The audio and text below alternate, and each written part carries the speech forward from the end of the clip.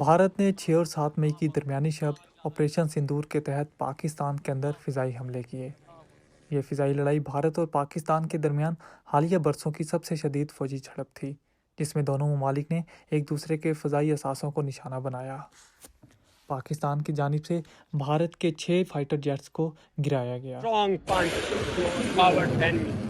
India کا پہلا جہاز میراج 2000 پامپور کے مقام پر گرایا گیا، جس کو پائلٹ ونگ کمانڈر امانا کتم اڑا رہا تھا، جس کو پاکستانی فائٹر جیٹ J-10C نے مار گرایا۔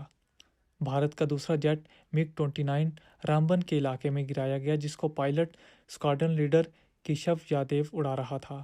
اس جیٹ کو پاکستانی فائٹر جیٹ JF-17 نے مار گرایا۔ بھارتی طیارے کا پائلٹ ایجیکشن صحیح نہ ہونے کی وجہ سے ہلاک ہو گیا۔ بھارت کا تیسرا جیٹ Su-30 MKI اخنور کے مقام پر گرایا گیا، جس کو 2 پائلٹ ونگ کمانڈر لطیف جارج اور فلائٹ لیفٹیننٹ منڈت تیواری اڑا رہے تھے۔ اس طیارے کو پاکستانی فائٹر جیٹ J-10C نے مار گرایا۔ بھارت کا چوتھا جیٹ طیارہ رافیل بٹھنڈا کے مقام پر گرایا گیا، جس کو ونگ کمانڈر ارون پنوار اڑا رہا تھا۔ اس طیارے کو پاکستانی طیارے J-10C نے مار گرایا اور اس کے پائلٹ کو زخمی حالت میں ملٹری ہسپتال بٹھنڈا منتقل کیا گیا۔ اس جیٹ کو بھی پاکستانی فائٹر جیٹ J-10C نے مار گرایا۔ ہندوستان کا چھٹا طیارہ Rafale Pakistani fighter jet J-10C نے مار گرایا، جس کو اسکواڈرن لیڈر سنیل اڑا رہا تھا۔